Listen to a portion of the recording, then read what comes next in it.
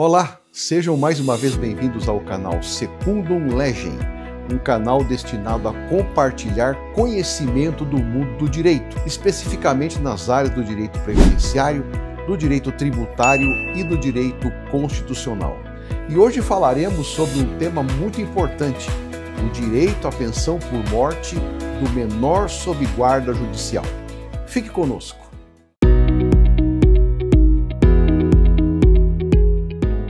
Bem, vamos tratar então deste tema importante, o direito do menor sob guarda judicial ao recebimento da pensão por morte do seu guardião. Mas antes, precisamos entender em linhas gerais o que é a guarda judicial. Por meio da guarda, a criança e o adolescente são colocados em uma família substituta. Essa família fica obrigada a prover as necessidades materiais, morais e educacionais do menor, protegendo, assistindo e sustentando aquela criança ou adolescente.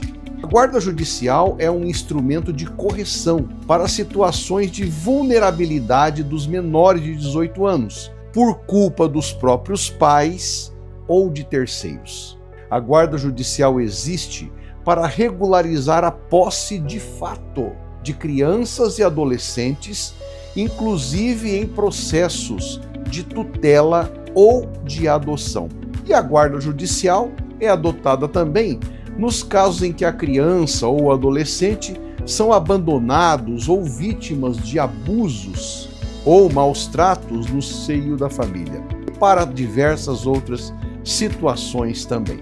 Para a obtenção da guarda, é necessário propor uma ação judicial perante a vara de infância e da juventude da comarca, ouvido sempre o Ministério Público, ou seja, a Promotoria de Justiça, que atua obrigatoriamente como fiscal da lei. Em resumo, só se pode falar em guarda quando existe decisão judicial nesse sentido, ainda que de modo provisório. A guarda de fato não tem este efeito pretendido. A Lei de Benefícios da Previdência Social, inicialmente, equiparava o menor sob guarda ao filho e o incluía entre os dependentes do seu guardião. Assim, em caso de falecimento da pessoa responsável pela guarda, o menor faria jus ao recebimento da pensão por morte em igualdade de condições. Entretanto, em 1997 veio uma lei que excluiu o menor sob guarda da proteção legal, mantendo apenas o enteado e o menor tutelado.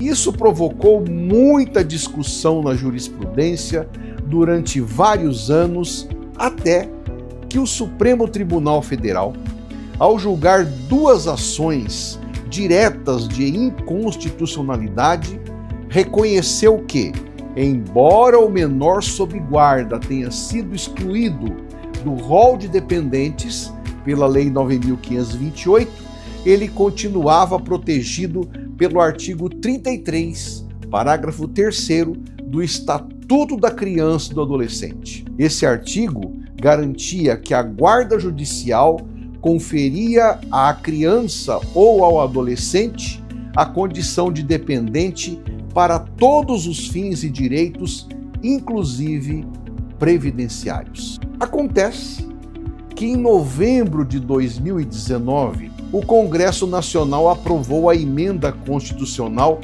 número 103, que mais uma vez procurou excluir o menor sob guarda do direito à pensão por morte do seu guardião no seu artigo 23. E a discussão mais uma vez chegou ao Supremo Tribunal Federal, que em setembro de 2023 reconheceu a repercussão geral da questão e determinou a suspensão de todas as ações judiciais em que se pede o pagamento de pensão por morte relativa aos óbitos dos guardiões que tenham ocorrido a partir de 13 de novembro de 2019.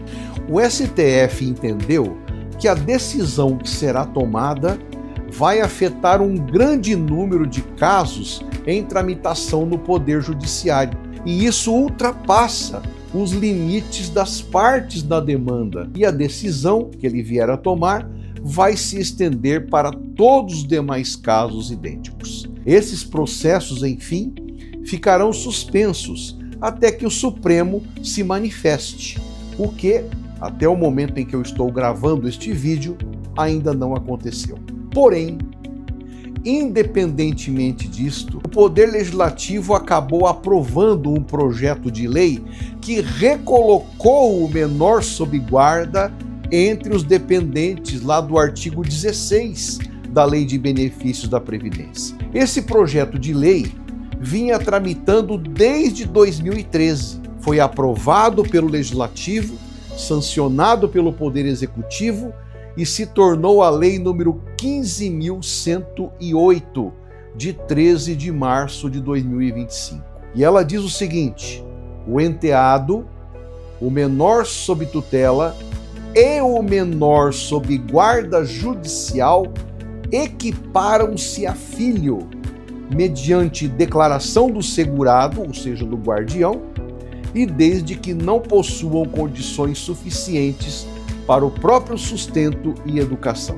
Veja, a primeira condição é que o segurado, ou seja, o guardião legal do menor, declare que o menor é dependente seu. Para isso, ele deve acessar o sistema informatizado do INSS e realizar a inscrição do menor como dependente seu, apresentando a documentação necessária. E é fundamental que ele o faça em vida, para que não gere nenhuma discussão posterior sobre a questão da dependência. A segunda condição é que o menor não possua condições suficientes para o seu próprio sustento e educação.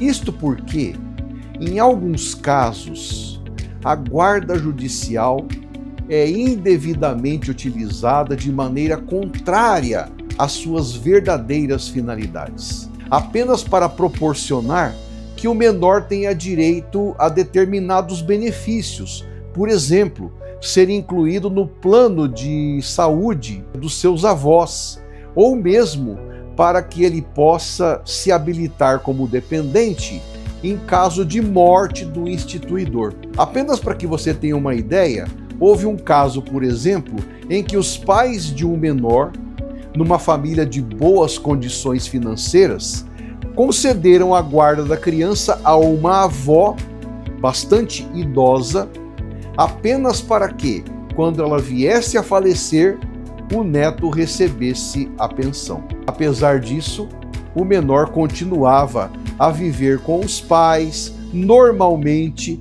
tendo todas as suas necessidades atendidas por eles. Então essa é uma utilização indevida da pensão por morte. Por isso, é fundamental que fiquem provadas no processo de adoção as circunstâncias que levaram o menor a ficar sob a guarda do seu responsável. E nesses casos, o relatório da assistente social do Poder Judiciário, que acompanhou o processo, é essencial para provar que se está diante de uma situação que verdadeiramente recomendava a colocação do menor sob guarda numa família substituta. Mas e agora? E os menores que estavam sob guarda e cujos guardiões faleceram entre 13 de novembro de 2013 e a data de entrada em vigor da Lei número 15.108? Bem, esses processos de pensão por morte devem, segundo o Supremo Tribunal Federal, ficar suspensos até que ele decida se a emenda constitucional número 103 poderia ou não ter excluído o menor do rol de dependentes. Espero que este conteúdo tenha sido útil e peço a você que, se gostou desse vídeo, deixe aí o seu like e se inscreva no nosso canal. Falaremos aqui sobre questões importantíssimas que interessam a uma grande gama de pessoas. Um grande abraço e até a próxima.